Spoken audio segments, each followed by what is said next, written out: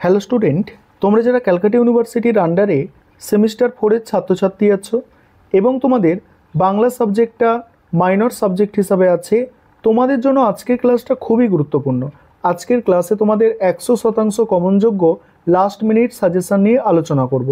তোমাদের পেপারটার নাম হচ্ছে বর্ণনামূলক ভাষাবিজ্ঞান ও বাংলা ভাষা।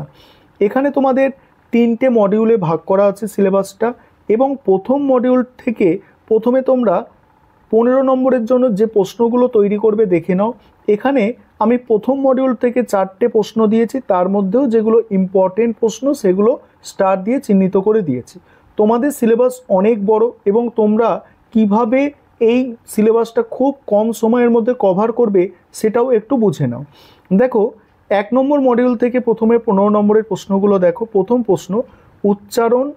দেখো, উচ্চারণ স্থান ও উচ্চারণ প্রকৃতি অনুযায়ী ব্যঞ্জন বর্ণের বর্গীকরণ বিষয়টি বুঝিয়ে দাও। মোস্ট ইম্পর্টেন্ট প্রশ্ন, মোস্ট ইম্পর্টেন্ট প্রশ্ন। বাংলার শব্দভাণ্ডারকে প্রধান কয়টি ভাগে ভাগ করা যায় ও সেগুলি কি কি? তার সঙ্গেই আছে তৎসম, অর্ধ তৎসম ও তদ্ভব শব্দের বিষয় উদাহরণ সহ আলোচনা করো। পরের প্রশ্ন, উচ্চারণ স্থান অনুযায়ী বাংলা স্বরধ্বনিগুলির বর্গীকরণ করো। পরের প্রশ্ন, বাংলা ভাষার শব্দভাণ্ডারকে কয়টি শ্রেণীতে ভাগ করা যায় একটি রেখাচিত্রের দ্বারা বোঝাও ও আলোচনা করো। এখানে টোটাল 4টে প্রশ্ন আছে, তার মধ্যে 3টে প্রশ্ন স্টার দেওয়া আছে, আর এই 3টে প্রশ্ন হচ্ছে মোস্ট ইম্পর্টেন্ট প্রশ্ন, বাদ দেওয়া যাবে না। এই 3টে প্রশ্ন বাদ দিলে সমস্যা আছে।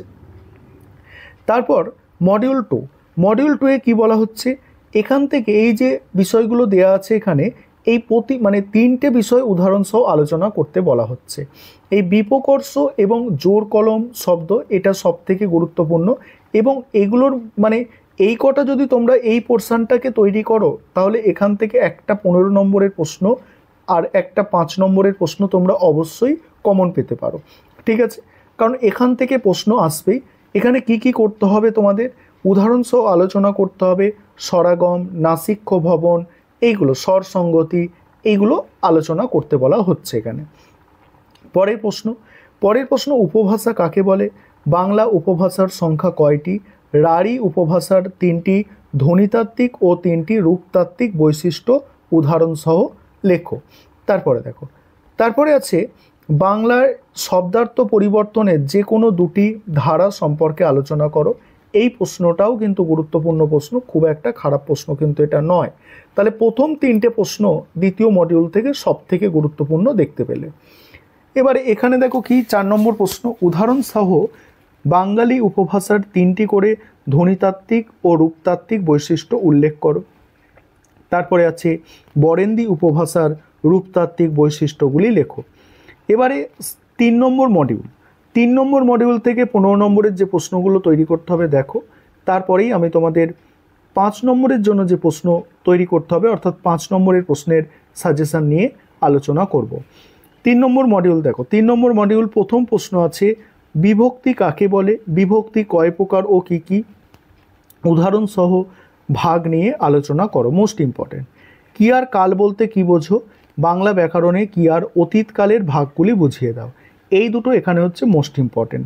তারপরে দেখো, প্রত্যয় কাকে বলে? শ্রেণীবিভাগ করে যে কোনো একটি শ্রেণীর একটি শ্রেণীর প্রত্যয় সম্পর্কে সংক্ষিপ্ত আলোচনা করো। পরের প্রশ্ন, বাংলা ভাষায় লিঙ্গ কয় প্রকার ও কি কি? উদাহরণ সহ পরিচয় দাও। এই গেল তোমাদের 15 নম্বরের প্রশ্ন। এবারে 5 নম্বরের প্রশ্ন সাজেশনটা দেখো। একটা বিষয় তোমাদের এখানে বলি, যে তোমাদের যাদের স্টাডি মেটেরিয়াল প্রয়োজন এই সাজেশনের ওপর, অর্থাৎ এখানে যত প্রশ্ন আছে সমস্ত প্রশ্নের উত্তর নিয়ে আমাদের স্টাডি মেটেরিয়াল তৈরি করা হয়েছে। তোমরা যদি কেউ স্টাডি মেটেরিয়াল পারচেস করতে চাও, নিচে দেওয়া নম্বরে যোগাযোগ করে স্টাডি মেটেরিয়াল পারচেস করতে পারো।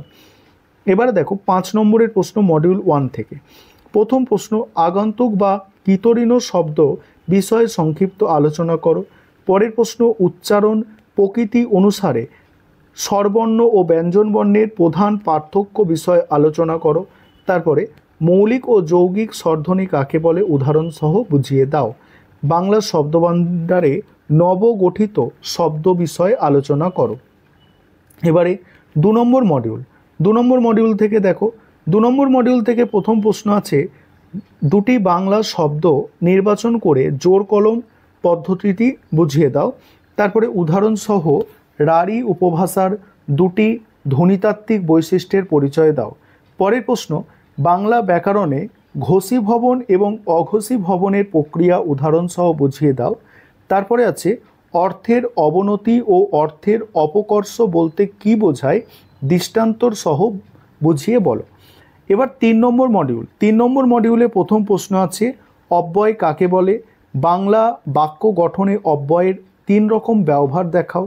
তারপরে নতুন শব্দ গঠনে সমাসের ভূমিকা বিষয়ে সংক্ষেপে আলোচনা করো।